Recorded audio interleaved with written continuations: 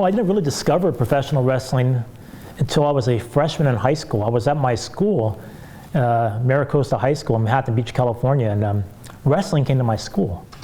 It was a fundraiser show run by Carl Lauer, who was actually the executive vice president of the Cauliflower Alley Club. He was running the show, and he had guys like Harry Hell there, Pistol Pete, Budokan, I believe Billy Anderson and Jack Armstrong were there. This is the early 80s. That's when I first discovered the wrestling scene in my area, and then soon after that I started making a newsletter called California Wrestling, where I'd go to all the independent shows in California and report on them. I would do write-ups of the guys, interviews of the guys, I would keep track of results, I do reviews of the shows. From then it merged into doing the programs. I started making the programs for Carl Lauer. I would do programs for the shows in Riverside, San Bernardino, Pomona, and I even did the programs for shows in Las Vegas. Carl was running the Showboats Hotel in Las Vegas, and I was making the programs for those. So I evolved from a wrestling fan at my high school to making a wrestling newsletter to doing the programs for local wrestling to eventually becoming trained to be a wrestler. Good stuff. I had a lot of access to local wrestling. I had dressing room access. I was taking the jackets and stuff for the different wrestlers on the shows, and everybody knew me around there. They all trusted me. I used to hang out with the local guys. There was actually this one story here that Billy Anderson kind of set me up. He was wrestling Jimmy Snuka, and he told Jimmy, and I had no idea of it, hey, rip the guy's shirt off right on TV there. So I'm at ringside getting Snuka's slippers and his headband and things like that.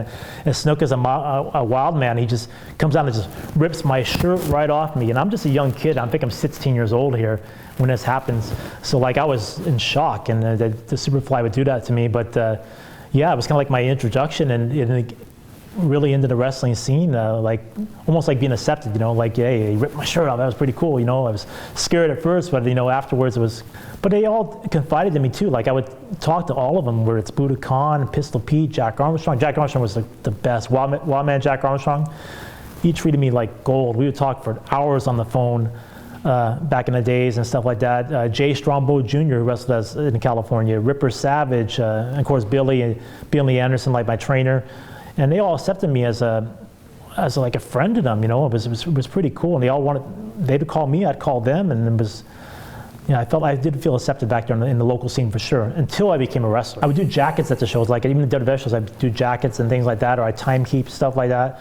I'd be out there sitting next to Lee Marshall, he'd be doing the ring announcing, and I'd be timekeeping, and that all started from Red knew me around the indie scene, and he needed someone to set up a ring. Because Red controlled the WWF ring for all the WWF house shows in the area, and Billy wasn't there, nobody's there. Before me, it was Scott Peterson and Daryl Peterson setting up the ring. It was Scott Peterson went on to wrestle for Don Owens as Scott Peterson, and then Daryl Peterson went on to wrestle in the AWA as Matt's Payne. So they were gone, and they had nobody set the ring up at a show in the Anaheim Convention Center. So Red got a hold of me, and I got a friend of mine, and we had a job. We were working at Burger King back then. We left work to go set up the ring at the convention center for a show that night.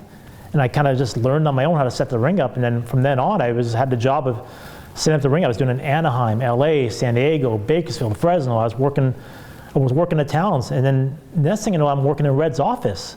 Red had an office in the Anaheim Convention Center where he would book guys to Japan. He would book Alexis Smirnoff to Japan.